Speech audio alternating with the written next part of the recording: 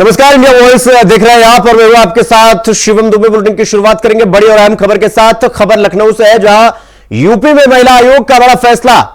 UP में पुरुष Taylor नहीं ले सकेंगे महिलाओं के कपड़ों का नाप। राज्य महिला आयोग ने बैठक में यह प्रस्ताव पारित किया है। आयोग ने नया आदेश जारी किया है। इसमें यह कहा गया है कि पुरुष टेलर जो है वो महिलाओं के कपड़ों का माप नहीं ले सकेंगे। महिलाओं के शोषण की बढ़ती शिकायतों के बाद यह फैसला लिया गया है महिला आयोग की तरफ से। आयोग ने महिलाओं की सुरक्षा के लिए ये कदम उठाए हैं। कई महत्वपूर्ण कदम उठाए गए हैं महिला आयोग की तरफ से। बुटीक में महिलाओं का माप पुरुष नहीं, महिलाएं ही लेंगी। तो उत्तर प्रदेश में अब महिलाओं के कपड़ों की माप पुरुष टेलर नहीं बल्कि महिलाएं लेंगी। यह प्रस्ताव राज्य महिला आयोग ने पारित किया। इसके साथ ही जिम और योग संस्थान में एक महिला ट्रेनर की उपस्थिति पर भी बात कही गई है और इसकी निगरानी के लिए सीसीटीवी का होना अनिवार्य है। प्रस्ताव के मुताबिक महिला आयोग का कहना है कि पुरुष टेलर को महिलाओं के कपड़े नहीं सिलने चाहिए और न ही उनके बाल काटने चाहिए। यह प्रस्ताव राज्य महिला आयोग ने महिलाओं को पुरुषों के गलत इरादे और बैड टच से बचाने के लिए महिला आयोग ने यह प्रस्ताव दिया है। तो यह बड़ी खबर हम आपको बता रहे हैं लखनऊ से, जहां पर यूपी में महिला आयोग का बड़ा फैसला। अब यूपी में पुरुष टेलर महिलाओं के कपड़ों की माप नहीं लेंगे। जिम और योगा क्लासेस में भी एक महिला ट्रेनर का होना बहुत जरूरी, क्योंकि महिलाओं के साथ शोषण हो और इसको लेकर महिला आयोग की तरफ से ये आदेश आया, क्योंकि लगातार महिलाओं की शिकायतें बढ़ रही थी, जिसको लेकर, जिसके मद्देनजर, जिसको ध्यान में रखते हुए महिला आयोग ने यह फैसला या ये कहें कि यह प्रस्ताव पारित किया है, जिसमें जिम हो या योगा हो या बुटीक, वहां पर पुरुष जो है वो महिलाओं के कपड़ों का नाप नहीं लेंगे, महिलाओं के ड्रेस का नाप नहीं लेंगे। यहां तक कि जिम और योगा क्लासेस में भी एक महिला ट्रेनर का होना जरूरी है और वहां बाकायदा सीसीटीवी लगा होना चाहिए, जो कि वर्किंग। तो राज्य महिला आयोग की तरफ से यह बड़ा आदेश हम आपको बता रहे हैं, इस वक्त की बड़ी खबर। महिलाओं के शोषण की लगातार शिकायतों के बाद महिला आयोग की तरफ से एक्शन लिया गया है और महिला आयोग का ये जो एक्शन लिया गया है महिलाओं के लिए कि बुटीक में महिलाओं का माप पुरुष टेलर नहीं लेंगे बल्कि महिलाएं ही लेंगी, और जिम हो या योगा क्लास, वहां पर महिला ट्रेनर का होना बहुत जरूरी है। मेरा बुटीक में भी महिला का होना जरूरी। तो राज्य महिला आयोग ने बैठक कर यह प्रस्ताव पारित किया। तो यह बड़ी खबर हम आपको बता रहे हैं, आयोग ने, यानी महिला आयोग ने नया आदेश जारी किया और इस आदेश की जो गाइडलाइन है वो हम आपको बता रहे हैं। तो इस खबर पर हमारे साथ India Voice UP state coordinator Anil Pathak ji हमारे साथ जुड़ गए हैं। अनिल पाठक जी, महिला आयोग की तरफ से ये जो आदेश पारित हुआ है कि महिलाओं के ड्रेस का नाप पुरुष नहीं लेंगे बल्कि महिलाएं ही लेंगी, बल्कि जिम और योगा क्लास में भी महिला टीचर और ट्रेनर का होना बहुत जरूरी। और क्या कुछ आदेश में कहा गया है जो पारित हुआ है, क्या कुछ गाइडलाइन? देखिए, उत्तर प्रदेश राज्य महिला आयोग महिलाओं की सुरक्षा को पंजिका दे गया। कानपुर में जो जिम ट्रेनर है, व्यापारी की पत्नी की हत्या उसने कर दी थी। उसके बाद राज्य महिला आयोग ने मसौदा तैयार किया है। इसमें एक नियम बनाने की बात कही गई है। राज्य महिला आयोग ने ये निर्णय लिया है कि जो टेलर होते हैं, जो महिलाओं की माप लेते हैं कपड़ों, वो अब पुरुष नहीं ले पाए, महिलाएं ही उनकी माप लें। कहने का मतलब महिलाओं की माप जो है वो महिला टेलर ही ले बिल्कुल के लिए एक नियम बनाने की बात कही है राज्य महिला आयोग ने। पास में ही जो जिम है, जो योगा सेंटर हैं, जो कोचिंग सेंटर हैं, यहाँ पर भी लड़कियों के लिए महिलाओं की सुरक्षा को लेकर के व्यापक कानून का मसौदा तैयार किया है राज्य महिला आयोग ने। तो खबर आ रही है अंदर खाने से कि राज्य महिला आयोग ने कानूनों को अमली जामा पहनाने के लिए अपना प्रस्ताव योगी सरकार को भी दिया। इस बात पर राज्य महिला आयोग ने सहमति जताई है कि जो कोचिंग सेंटर हैं, जो ट्यूशन सेंटर हैं, यहाँ पर अनिवार्यता कर दी है। बात ही जो जिम है, जो योगा सेंटर हैं, यहाँ पर भी महिला ट्रेनर जरूर उपस्थित रहें। जब महिलाएं योग करने आए, जिम करने आए, सुरक्षा का जो है खतरा हमेशा बरकरार रहता है। तमाम बिंदुओं पर राज्य महिला आयोग ने निर्णय लिया है। सबसे चर्चित मुद्दा है वो है महिलाओं के कपड़ों की माप को लेकर। तो उत्तर प्रदेश में महिला टेलरों की संख्या काफी कम है। आप चाहे वो ग्रामीण क्षेत्र से लेकर के महानगरों तक अगर देखें, पुरुष टेलर ही महिलाओं की माप लेते हैं। अब ये बड़ी विसंगति की स्थिति आ गई है। लेकिन ये फैसला हुआ, ये कानून बना, तब क्या होगा टेलरिंग के कारोबार का, महिलाओं की सिलाई में जाहिर सी बात है अगर इसका कानून बनेगा उसमें महिलाएं भी आगे आएंगी। सरकार की दिशा में बड़ा अच्छा ऑफर मिलेगा और बात में महिलाओं की सुरक्षा काफी बहु। अनिल जी, ये जो आदेश पारित किया गया है कि महिलाएं होना बहुत जरूरी है, सवाल ये है कि जैसे ये कहा गया कि भाई बुटीक में या योगा क्लास में या जिम जो खुले हुए तमाम उनमें महिला टीचर या ट्रेनर का होना बहुत जरूरी है। इसको ट्रैक कैसे किया जाएगा? क्या उसके लिए कोई गाइडलाइन बनाई गई है कि अगर ये नहीं हुआ तो फिर आपके ऊपर ये फाइन लगेगा या ये रूल है इसके मुताबिक आपको वही फॉलो करना होगा? क्योंकि ऐसे तो ट्रेनर या योगा क्लास या जिम बाकी और जगहों पर भी महिलाओं के लिए तो बाकी चीजें और भी बनानी चाहिए थी। क्या ये जल्दबाजी में बना दिया गया, ये आदेश पारित कर दिया गया नजदीकी कुछ घटनाओं को मद्देनजर रखते हुए? देखिए, कानपुर में जो जिम ट्रेनर की जो पैतानी हरकत सामने आई है, राज्य महिला आयोग ने मसौदा बनाया है जिसको कानून बनाने के लिए योगी सरकार के पास भेजने की बात सामने आ रही है। बहरहाल अभी कानून बना नहीं है, लेकिन राज्य महिला आयोग ने सुझाव दिया है। बात से अपनी महिलाओं की जो बुटीक है, जो टेलर हैं, यहाँ पर महिलाओं की माप करने के लिए महिलाएं ही उपस्थित रहे। हो सकता है गाइडेंस जो है वो पुरुष टेलर का हो, लेकिन महिलाओं के शरीर बिल्कुल लगता है। ठीक है अनिल जी, ठीक है अनिल जी, महिलाएं ही करें। मैं आपके पास आऊंगा, आप हमारे साथ बने रहिएगा, हम अगली खबर में भी आपका रुख करेंगे। तो महिलाओं के शोषण की बढ़ती समस्याओं को मद्देनजर महिला आयोग ने सरकार के पास एक पूरा पोथी पत्रा भेज दिया है कि इस तरह की का कानून या प्रस्ताव होना चाहिए। खबरों में आगे बढ़ेंगे एक और बड़ी खबर के साथ। खबर मैनपुरी से है, जहां सीएम योगी के बयान का पलटवार हुआ है। आपको बता दें कि आज मैनपुरी पहुंचे हुए थे मुख्यमंत्री योगी आदित्यनाथ, जहां पर उन्होंने कहा था कि जहां दिखे सफाई वहां बिटिया घबराई। ये मुख्यमंत्री योगी आदित्यनाथ ने बयान दिया था और अब बयान पर समाजवादी पार्टी की सांसद डिंपल यादव ने इसका पलटवार किया। उन्होंने कहा कि बात यह नहीं है कि बिटिया घबरा जाती। यूपी में आज महिलाएं, बेटियां, बहन सुरक्षित नहीं है। डिंपल यादव ने योगी आदित्यनाथ के वार का पलटवार, यानी उन्होंने जो बयान दिया था उसके पलटवार में उन्होंने कहा कि यूपी में आज महिलाएं या बेटी या बहन सुरक्षित नहीं है। लगातार महिलाओं के साथ अत्याचार बढ़ रहा है उत्तर प्रदेश में। भाषण कर रहा था तब तक पब्लिक के बीच से नारा आ रहा था और कह रहा था कि 12 से 17 के बीच में एक नारा चलता था और वह नारा होता था, जिस गाड़ी पर सपा का झंडा समझो बैठा है कोई।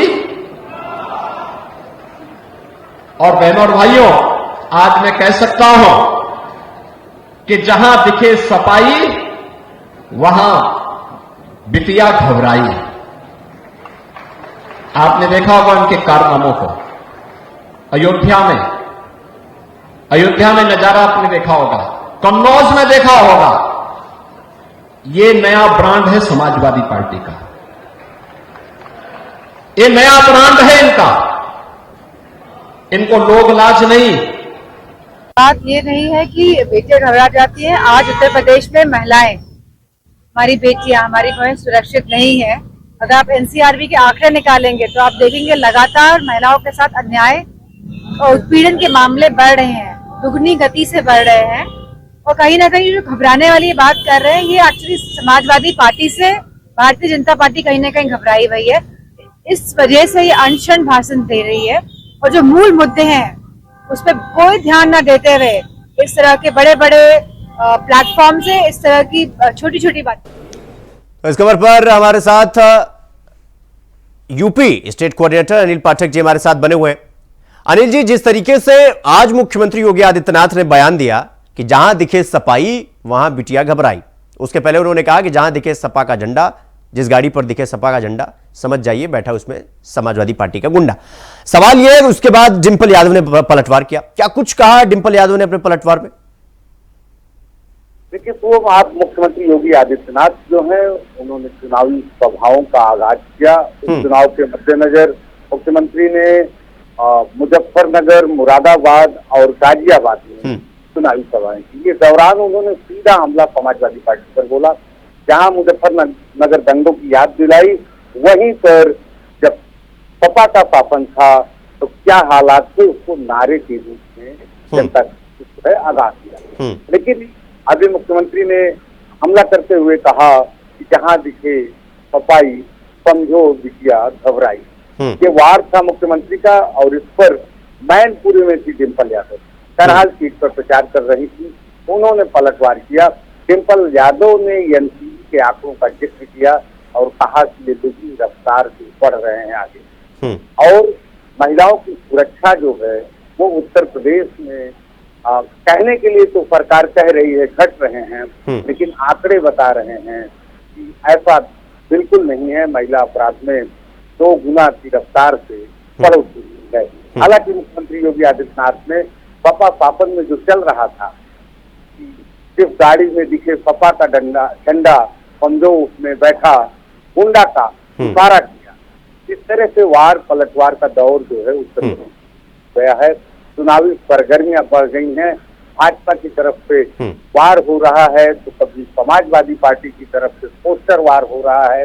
वार पलटवार का दौर जो है वो उत्तर प्रदेश की सियासत में वो गर्माते हुए नजर आ रहा है। ठीक है अनिल जी, बहुत बहुत धन्यवाद आपका हमसे जुड़ने के लिए और इस खबर पर हमारे साथ पूरी जानकारी साझा करने के लिए। तो समाजवादी पार्टी की सांसद डिंपल यादव ने योगी आदित्यनाथ के वार का पलटवार यानी बयान पर जवाब दिया। तो यहां पर रुकेंगे एक छोटे से ब्रेक के लिए। खबरों का सिलसिला जारी है, फौरन लौट रहा है। ब्रेक के बाद एक बार फिर आप सबका स्वागत है मेरे साथ। रुक करेंगे अगली खबर की ओर।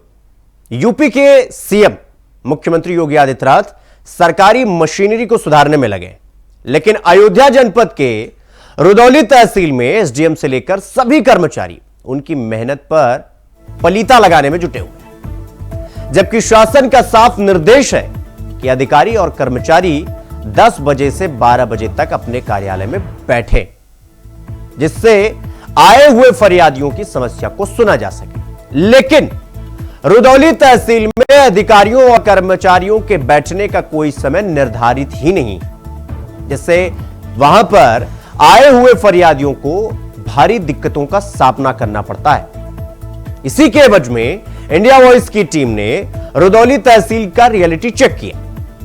अब रियलिटी चेक के दौरान 11 बजे तक एसडीएम साहब नायब तहसीलदार के साथ कई अधिकारियों और कर्मचारियों की कुर्सी खाली मिली हुई, एकदम सन्नाटा। योगी आदित्यनाथ का आदेश है कि अधिकारी समय पे बैठ करके फरियादियों की शिकायतों को सुने और अगर मीटिंग भी है तो वो 12 बजे के बाद जो है मीटिंग करने के लिए जाए। और इंडिया वॉइस की टीम इस समय रुदौली तहसील का मुआयना रियलिटी चेक कर रही है कि यहाँ पे एसडीएम और आला अधिकारी यहाँ पे बैठते हैं या नहीं बैठते हैं। या आप देख सकते हैं कि जनता से मिलने का जो समय दिया गया है वो 10 से लेकर के 12 बजे तक की मिलने का समय दिया गया है। मैं यहाँ पे कैमरा पर्सन से कहूंगा कि दिखाए कि आप देख सकते हैं कि एसडीएम की जो है कुर्सी खाली पड़ी हुई है और यहाँ पे समय भी दिखाना चाहूंगा। मैं कैमरा पर्सन से कहूंगा समय दिखाए कि यहाँ पे 11 बजने को है, लेकिन अभी तक की जो है यहाँ पे एसडीएम साहब नहीं आए हैं। और जबकि मुख्यमंत्री का भी आदेश है कि समय पे पहुंच करके जो है अधिकारियों द्वारा जो है जनता की शिकायतों को सुना जाए। कहते हैं कि सुबह 10 बजे से 12 बजे तक के अधिकारियों को बैठना चाहिए, लेकिन 11 बजने को अभी तक की एसडीएम साहब नहीं बैठे। एसडीएम साहब जो है आज तो कई लोग लौट गए वापस, जितने भी फरियादी थे सब देख करके कि ताला जो है लगा हुआ है और वापस चले गए। और वैसे तो ये चाहिए कि मुख्यमंत्री और या शासन की मंशा है कि 10 से 12 तक फरियादियों की फरियाद सुनी जाए, परंतु जब फरियादी आते हैं तो यहाँ कोई रहता ही नहीं। जो मुखिया यहाँ पे नहीं आए हुए तो अन्य अधिकारी भी तो लापरवाह हो जाएंगे। वो तो स्वाभाविक है, जब मुखिया नहीं है तो अन्य कर्मचारी और अधिकारी भी उसी टाइप के रहेंगे। तो मुख्यमंत्री के आदेशों की अवहेलना हो रही है। बिल्कुल, इसमें कोई दो राय नहीं। क्या नाम है? विनोद मिश्रा। तो यहाँ पे जो फरियादी हैं विनोद मिश्रा, उनका यहाँ पे साफ तौर पर कहना है जिस तरीके से मुख्यमंत्री योगी आदित्यनाथ का आदेश है कि सुबह 10 से 12 बजे तक की जो है आम जनता की शिकायतों को सुने, लेकिन यहाँ पे शिकायतें सुनते हुए नहीं मिले हैं। इसमें देख सकते हैं ये नायब तहसीलदार का कमरा है और यहाँ पे अधिकारी आए हैं या नहीं आए, मैं कैमरा पर्सन से कहूंगा कि दिखाए कि आप देख सकते हैं कि यहाँ पे जो कुर्सी है उनकी नायब की खाली पड़ी हुई है, जबकि 11:10 हो चुके हैं। मुख्यमंत्री का आदेश है कि सुबह जो है आकर के जो है समय पे बैठ करके लोगों की शिकायतों की सुने। यहाँ पे जो कर्मचारी उनसे पूछते हैं क्या कहेंगे, अभी 11:15 होने को है, आपके अधिकारी नहीं है? नहीं आ रहे हैं, आ गए होंगे। मुख्यमंत्री का आदेश के सुबह 10 बजे भी हम समझ रहे हैं, लेकिन कोई प्रॉब्लम कोई हो गई है इसी वजह से, तो 10 सवा 10 तक आ जाते हैं। आज नहीं है, आए हैं, आ रहे हैं। सहयोगी रमेश पांडे के साथ विनय मिश्रा, इंडिया वॉइस, अयोध्या। तो उत्तर प्रदेश ब्रज तीर्थ विकास परिषद द्वारा रेलवे ग्राउंड में ब्रजरज महोत्सव का आयोजन हुआ, जिसमें नेहरू युवा केंद्र और जिला युवा कल्याण द्वारा ब्रजरज उत्सव में कार्यक्रम में छात्र और छात्राओं द्वारा प्रस्तुति दी गई। ब्रजरज उत्सव में मेरा युवा भारत, नेहरू युवा केंद्र, युवा कल्याण और प्रादेशिक विकास दल विभाग मथुरा और जिला प्रशासन के सहयोग से कार्यक्रम में अनेकों कलाकारों द्वारा अपनी प्रस्तुति दी गई। देखिए, आज यहाँ छात्रों का कार्यक्रम चल रहा है। तमाम स्कूल और कॉलेजेस के जो छात्र हैं यहाँ पर आए हुए हैं और वो अपनी प्रस्तुति दे रहे हैं। तो आइए हम उन कुछ छात्रों से भी बात करते हैं। क्या नाम है आपका, बताएं? पायल तिवारी। पायल जी, ये बताइए आज क्या आप प्रस्तुति देने जा रहे हैं? आज हम भगवान राम के ऊपर जो प्रस्तुत जुबिन नौटियाल का प्रस्तुत सॉन्ग है मेरे घर राम आए हैं, उस पर मैं और मेरी सखी अंशु उपाध्याय हम दोनों अपनी एक नृत्य प्रस्तुति यहाँ पेश करेंगे। जैसा कि हमको पता है कि 22 नवंबर 2024 को ही भगवान श्री राम का राज्याभिषेक हुआ था अयोध्या में, उसी के ऊपर आज हमारा ये नृत्य प्रस्तुति है। जी, आपका क्या नाम है, बताएं? अंशु उपाध्याय। जी, आप भी यही प्रस्तुति देंगे जो भगवान राम के ऊपर? यस सर, दोनों का एक साथ ही होगा। दोनों का। तो आपका कितनी देर में ये प्रोग्राम होगा? ये तो सर प्रोग्राम के उनके ऊपर है कि वो कितनी देर में लेंगे। अच्छा अच्छा। आप कौन से कॉलेज से हैं? मैं government degree college mart Mathura. आप भी इनके साथ? हाँ सर, मेरा स्पीच कंपटीशन में पार्टिसिपेशन है, मैं स्पीच कंपटीशन में। तो देखिए, तमाम ये छात्र हैं जो यहाँ पर आई हैं, छात्राएं, और अपना जो है यहाँ पर अपनी प्रस्तुति दे रही हैं। भगवान राम के ऊपर जो प्रस्तुति है उसको ये दे रही हैं। तो अभी हम और भी कलाकारों से यहाँ बात करेंगे और ब्रजरज महोत्सव में जो कार्यक्रम चल रहे हैं उसको देखते हुए जो है यहाँ का माहौल ही एकदम देखने लायक बनता है। खबरों में आगे बढ़ेंगे। अनुच्छेद 370 की बहाली को लेकर जम्मू कश्मीर विधानसभा में आज फिर से हंगामा हुआ। सत्र के 5वें दिन विधानसभा में कुपवाड़ा से पीडीपी के विधायक द्वारा अनुच्छेद 370 की बहाली पर बैनर दिखाए जाने के बाद हंगामा हो गया और आज फिर विधायकों के बीच जमकर हाथापाई हुई। भाजपा विधायकों द्वारा नारेबाजी की गई। इंजीनियर राशिद के भाई और आवामी इत्तेहाद पार्टी के विधायक खुर्शीद अहमद शेख को मार्शलों द्वारा सदन से बाहर निकाला गया। विधानसभा में पीडीपी के खिलाफ नारे लगे और विधायकों के बीच जमकर हाथापाई देखने को मिली।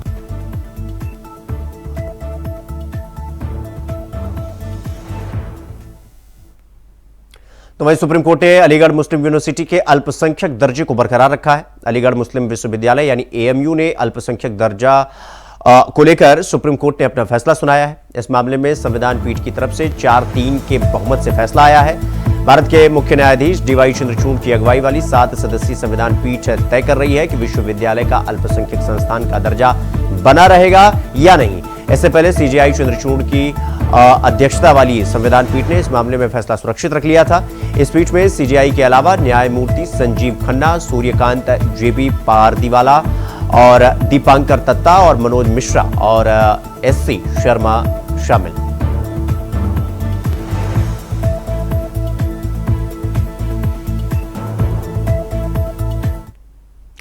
तो वहीं यूपी में उपचुनाव को लेकर जहां सियासी दल पूरी तैयारियों में जुटे हुए, तो वहीं एक दूसरे पर वार पलटवार का सिलसिला भी लगातार जारी है। जैसा कि मुख्यमंत्री योगी आदित्यनाथ ने कहा कि बटेंगे तो कटेंगे, उनके इस बयान के बाद से सपा और बीजेपी में पोस्टर वार कंटिन्यू यानी जारी। और इसी बीच इस पोस्टर युद्ध में कांग्रेस भी शामिल हो गई।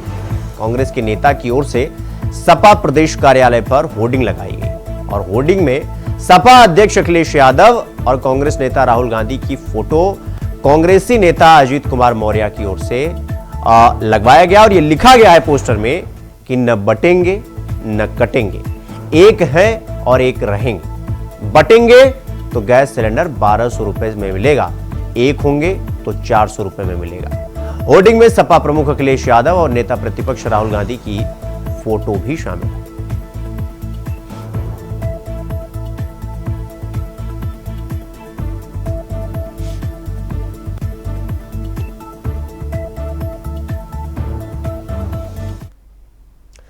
तो वहीं समाजवादी पार्टी के प्रमुख अखिलेश यादव ने नदियों में प्रदूषण को लेकर भारतीय जनता पार्टी पर जमकर निशाना साधा है। आपको बता दें कि सपा प्रमुख अखिलेश यादव ने सोशल मीडिया प्लेटफॉर्म एक्स पर पोस्ट कर यह कहा कि देश की राजधानी में बहने वाली नदी में जो सफेद झाग है, दरअसल ये नदियों को स्वच्छ करने के नाम पर निकाले जा रहे अरबों के फंड में बीजेपी के घोटालों घपलों के काले कारनामों की परत है, जो ऊपर से बीजेपी की तरह झूठी सफेदी की चादर है। सच में यह बीजेपी का काला भ्रष्टाचार है। अखिलेश यादव ने कहा कि जब छठ पूजा पर नदियों का यह हाल है तो बाकी समय क्या होता होगा, कहने की जरूरत है क्या।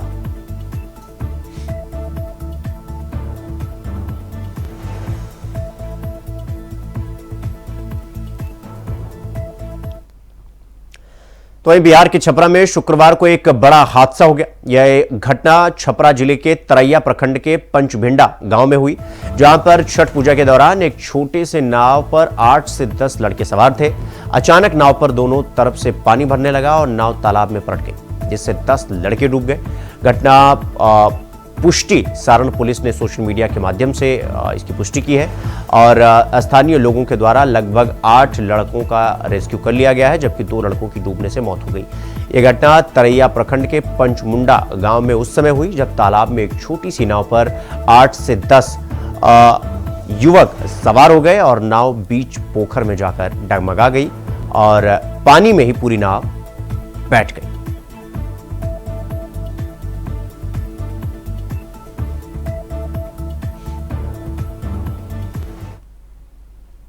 तो बुलेटिन में फिलहाल अभी के लिए बस इतना ही। देश और दुनिया की तमाम खबरों को देखने के लिए देखते रहिए इंडिया वॉइस। नमस्कार।